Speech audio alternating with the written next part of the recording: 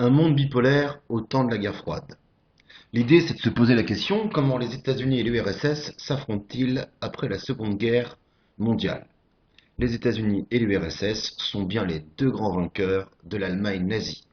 Deux modèles, deux pays, deux géants qui vont s'affronter entre 1945 et 1991 pour le contrôle du monde. Guerre froide, c'est une guerre indirecte entre les deux pays. C'est-à-dire qu'il n'y aura pas d'armée américaine à envahir la Russie, il n'y aura pas d'armée du RSS à envahir les États-Unis. C'est une expression bipolaire, deux pôles, les États-Unis et leurs alliés, l'Union soviétique et ses alliés. Observons comment cela est né. Tout a commencé à la conférence de Yalta. Les trois personnages assis, à gauche, Winston Churchill, Premier ministre britannique, au milieu Franklin Roosevelt, président américain, et à droite Joseph Staline. On décide du sort de l'Allemagne, qui sera divisée en 4 zones d'occupation, que les territoires occupés à l'est de l'Europe par l'armée de Staline auront des élections libres, comme la Pologne, et la fondation d'une organisation internationale qui aura pour but de maintenir la paix dans le monde, l'ONU, l'Organisation des Nations Unies. Observons cette carte. Sur cette carte, on peut observer que l'Allemagne et Berlin vont être divisés en 4 zones d'occupation.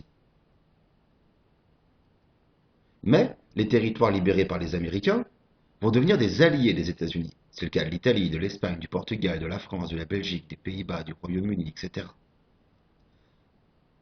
Alors que les territoires qui sont libérés par l'armée de Staline, les territoires d'Europe de l'Est, la Pologne, la Tchécoslovaquie, la Hongrie, la Roumanie, la Bulgarie, vont être soit intégrés dans l'URSS ou devenir des pays alliés de l'URSS, c'est-à-dire des pays communistes. Et si on regarde bien cette carte, on voit bien que ça va être le cas de la partie Est, à droite, de l'Allemagne. En grand 1, la naissance d'un monde bipolaire et la création des blocs. De quelle manière le monde bipolaire se met-il en place? L'ONU pour créer un monde nouveau. Suggérée par le président des États-Unis, Franklin Roosevelt, l'expression Nations Unies est apparue au cours de la Seconde Guerre mondiale. Elle a été utilisée pour la première fois dans la Déclaration des Nations Unies du 1er janvier 1942, un texte par lequel les représentants de 26 pays s'engagent à poursuivre ensemble la guerre contre les puissances de l'Axe, donc contre l'Allemagne, l'Italie et le Japon. Puis au printemps 1945, les représentants de 50 pays se sont rencontrés à San Francisco afin d'élaborer la Charte des Nations Unies, qui est signée le 26 juin 1945 par les représentants des 50 futurs États. L'organisation de l'ONU a été instituée le 24 octobre 1945, à la suite de la ratification de la Charte par les grands vainqueurs, la Chine, les États-Unis, la France, le Royaume-Uni et l'URSS. Le but de l'ONU, c'était bien évidemment d'unir les pays, d'accord, et même un pays communiste, la Chine, dans la lutte contre Adolf Hitler et Hirohito, l'Allemagne et le Japon. L'idée, c'est que d'autres pays rejoignent l'organisation. Là, on voit une main qui met en place une petite branche qui est vouée à pousser. 50 pays au départ, plus de 200 aujourd'hui. Les symboles de l'ONU, la couronne de laurier qui symbolise la paix, et le planisphère qui symbolise la planète entière, l'unité, l'ensemble de tous les pays. Le Conseil de sécurité, c'est l'organe le plus important, en rose. Il est composé de 5 membres permanents qu'on ne peut pas enlever et qui possèdent tous un droit de veto, le droit d'empêcher une décision du Conseil de sécurité. Vous y retrouvez la Chine, la Russie, la France, les États-Unis et le Royaume-Uni. Ils peuvent décider de l'envoi de casques bleus, c'est-à-dire de militaires. Le monde va être coupé en deux. Les pays en rose sont des pays devenus communistes. La Pologne, la Tchécoslovaquie, la Hongrie, la Roumanie, la Bulgarie. Et les pays en bleu, ce sont les pays qui vont être des pays démocratiques et qui vont adhérer à un autre système d'alliance. Je vais y revenir un petit peu après. Et comme le disait Winston Churchill, de Stettin sur la Baltique à Trieste sur l'Adriatique, c'est-à-dire du nord de l'Europe jusqu'à la Méditerranée, s'est abattu à travers le continent un rideau de fer. Je reviens sur la carte. Le rideau de fer est donc ici. C'est cette ligne qui sépare en deux parties les pays démocratiques des pays communistes. Donc, La guerre froide, qu'est-ce que c'est?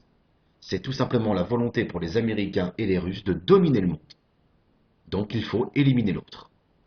1945, les Américains obtiennent la bombe atomique, Hiroshima, Nagasaki. 1949, les Russes obtiennent la bombe atomique. On vit dans une époque d'équilibre des puissances. Voici à quoi ressemble le monde dans les années 1950-1960. En bleu, ce qu'on appelle le bloc de l'Ouest, membre de l'OTAN, l'organisation du traité de l'Atlantique Nord et les alliés des Américains, très nombreux. Et le bloc de l'Est, en rouge et rose, les pays qui sont membres du pacte de Varsovie, qui est un pacte de défense, et les alliés de l'URSS. Dès la fin de la Seconde Guerre mondiale, une rivalité apparaît entre les États-Unis, qui veulent étendre la démocratie au monde, et l'URSS, qui cherche à développer le communisme. Chaque pays va mettre en place plusieurs alliances. Les Américains vont mettre en place une aide économique, le plan Marshall, pour aider à la reconstruction de l'Europe. Et une alliance militaire, l'OTAN, l'organisation du traité de l'Atlantique Nord en 1949, au cas où les Russes attaqueraient. Les Russes font la même chose de leur côté. Le KEM, qui est une aide économique entre l'URSS et les pays d'Europe de l'Est. Et en cas d'attaque américaine, le pacte de Varsovie en 1955. Donc chaque pays se crée son réseau d'alliés, d'alliances économiques et militaires. La guerre froide, il faut l'étudier à travers des crises pour la comprendre. Quelles sont les crises qui illustrent l'affrontement entre l'URSS et les États-Unis de 1947 à 1991?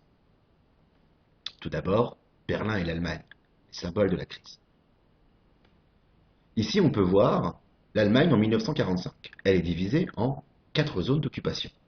Une zone soviétique, qui se situe ici à l'est, une zone verte américaine et britannique, et en bleu une zone française.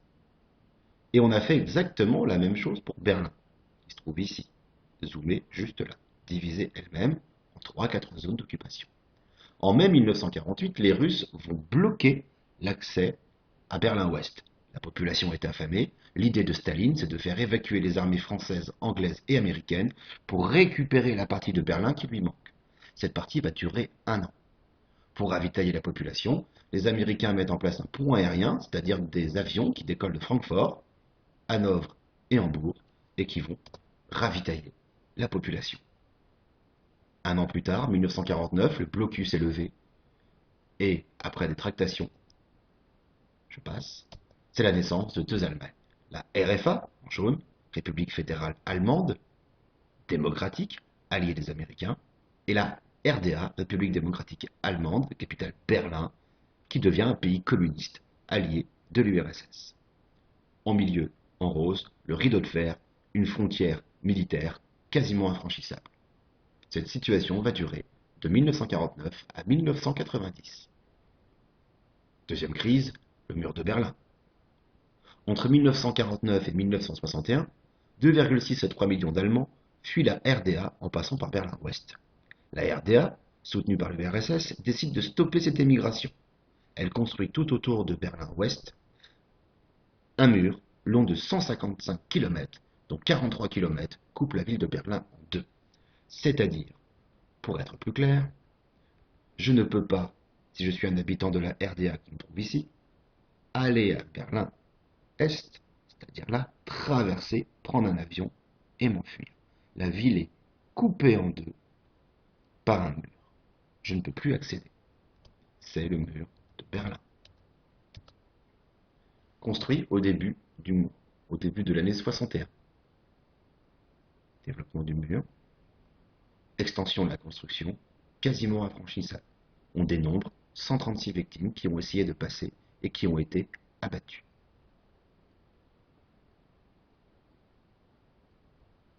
Le président Kennedy, en 1963, président des États-Unis, qui se veut le fer de lance du monde libre, du monde démocratique contre la dictature communiste, se rendra à Berlin.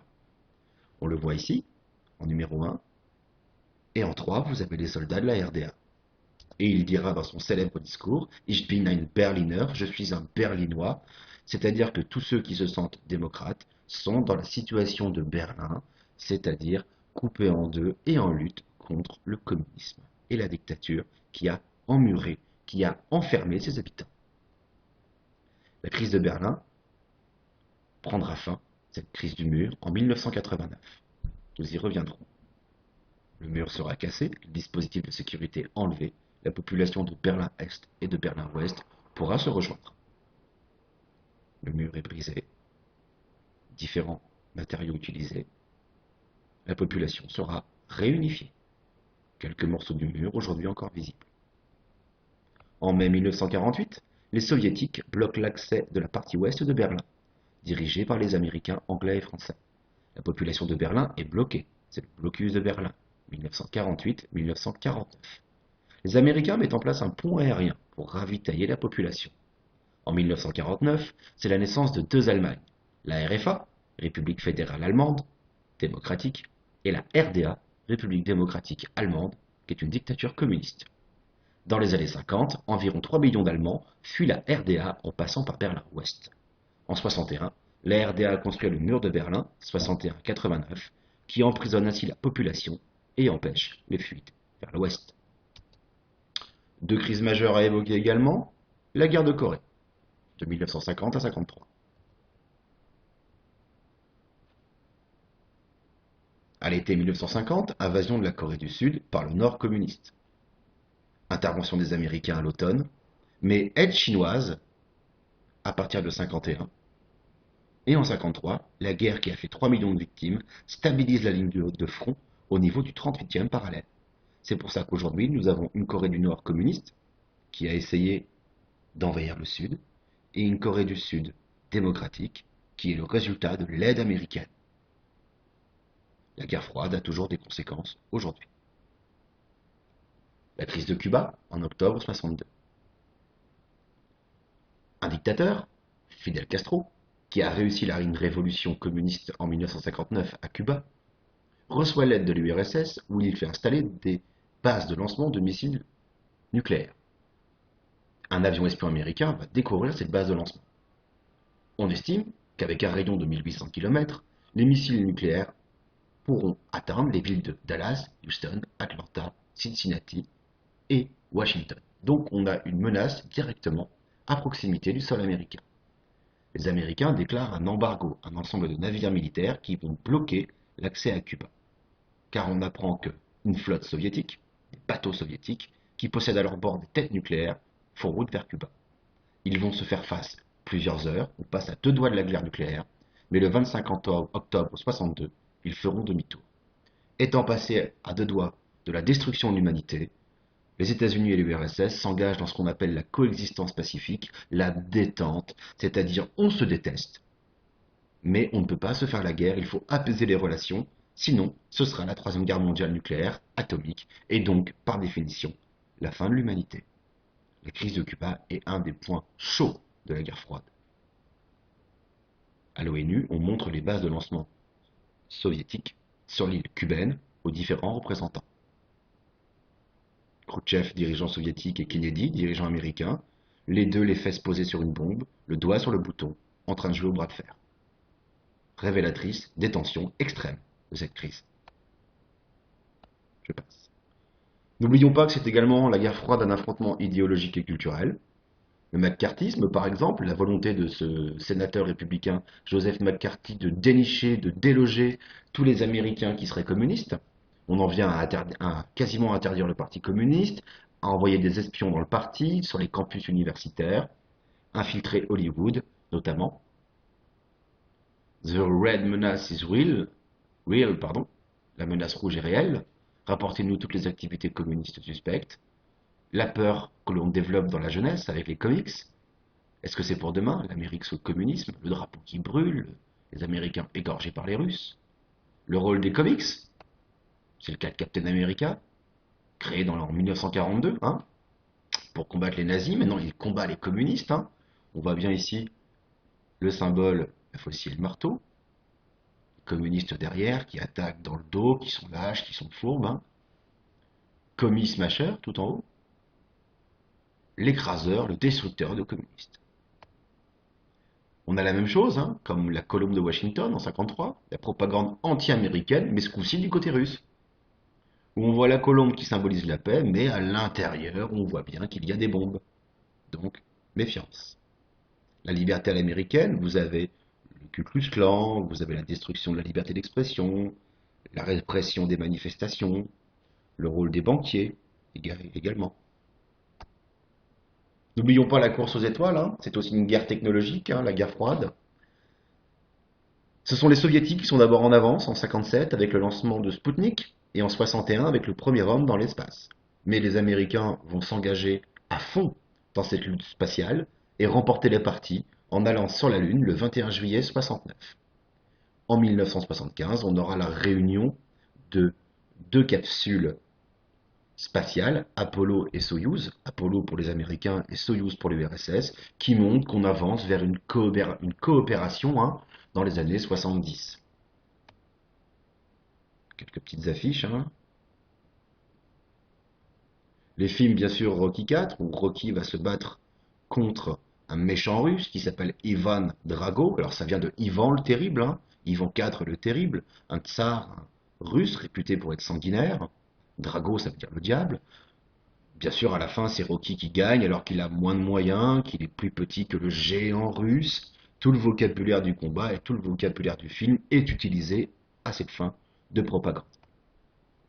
Comment la guerre froide prend-elle fin? Comment se finit-elle? Tout d'abord, avec la coexistence pacifique et la détente, il y a eu plusieurs rencontres entre les dirigeants soviétiques et les dirigeants américains. À gauche, Léonid Brejnev, dirigeant soviétique, et à droite, Richard Nixon, président américain. Ils vont signer les accords SALT I qui vont limiter les armements stratégiques. On va par exemple évoquer le fait de ne pas mettre de base de lancement de missiles sur la Lune. Ça prouve que ça a été pensé. Donc on avance petit à petit vers une coopération, des rencontres. Rapprochement américano-soviétique, comme j'en ai parlé juste avant. Apollo-Soyouz, juillet 75. Dans l'espace. Un nouveau dirigeant arrive en 1985 en URSS, Mikhail Gorbatchev. Son but, moderniser le communisme pour le faire perdurer dans le temps. L'URSS connaît des grands problèmes agricoles, industriels et en biens de consommation courante, c'est-à-dire voitures, télévision, congélateurs, réfrigérateurs, fours, denrées alimentaires en nombre suffisant. Il y a d'immenses problèmes de pénurie et économique au niveau du modèle soviétique. Donc il veut moderniser ce modèle. Il veut aussi moderniser la vie politique en donnant la liberté de la presse, en expliquant l'ensemble de la transparence des politiques qui sont mises en place, mais ceci va aller contre Gorbatchev parce que cela va développer une opposition au communisme au sein même de l'Union des républiques socialistes soviétiques. Le stock d'armes nucléaires était plus important chez les Russes, comme vous pouvez le voir, notamment dans les années 80. Mais ceci a épuisé économiquement l'URSS, qui s'est lancé dans une course à l'armement tellement effrénée que d'autres secteurs économiques, comme je l'ai dit, les biens de consommation, ont été laissés de côté. Plusieurs traités sont signés, notamment en 1987, pour réduire le nombre d'armes nucléaires, le président Ronald Reagan des États-Unis à droite et Gorbatchev à gauche. Plusieurs manifestations avaient eu lieu dans les années 80, notamment en Pologne et en Allemagne. Mais encouragés par les réformes de Moscou, des cortèges vont se former en RDA, en Allemagne de l'Est, pour proclamer la démocratie et une vie plus facile.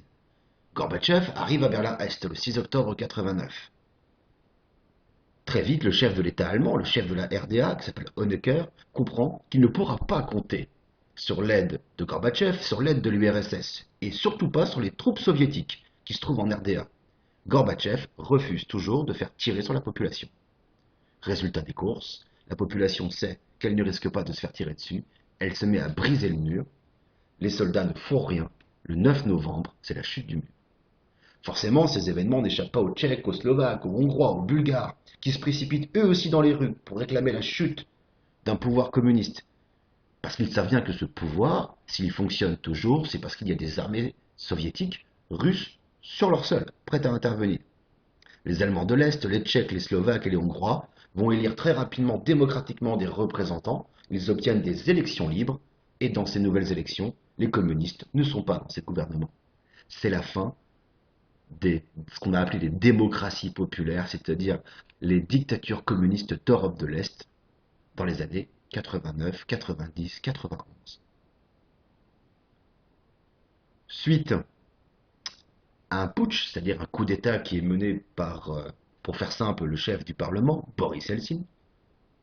Et alors que sa situation est de plus en plus fragile au sein même de l'URSS, Gorbatchev annonce la fin de l'URSS. Et le régime communiste va être renversé dans un ensemble de pays qui vont prendre leur indépendance. La Mongolie, le Kazakhstan, l'Ouzbékistan, le Turkménistan, l'Ukraine, la Biélorussie, les trois pays baltes, Estonie, Lettonie, Lituanie. Aujourd'hui, en 1991 et également en 2020, la Chine, la Corée du Nord, Laos et Vietnam se revendiquent toujours comme étant des pays communistes. L'URSS aura donc duré de 1922 à 1991.